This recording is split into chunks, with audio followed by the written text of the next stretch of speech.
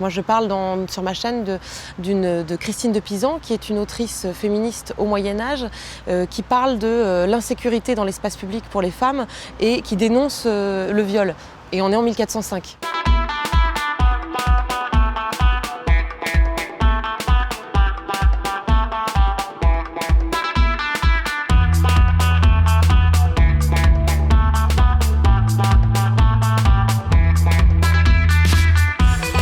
Je ne sais pas si c'est une invisibilisation volontaire de ne pas voir les femmes dans les livres d'histoire ou dans les livres de sciences.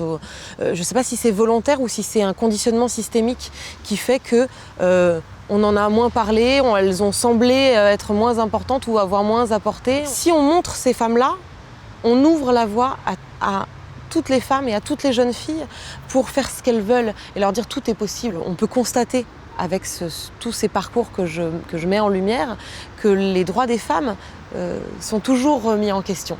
La légitimité des femmes à faire des choses sont toujours remis en question. Elles ont été confrontées à des gens qui les ont empêchées physiquement, moralement, qui ont essayé de leur mettre des bâtons dans les roues, de les doubler.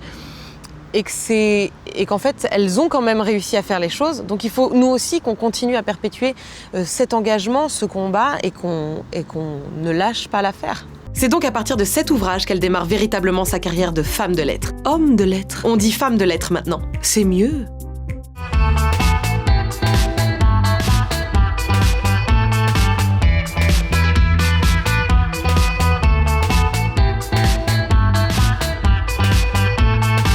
Une virago, aujourd'hui, c'est un terme extrêmement péjoratif qui désigne une femme à l'allure masculine, une femme qui se comporterait comme un homme, qui parlerait fort, ce qu'on appellerait un bonhomme, dans un terme péjoratif.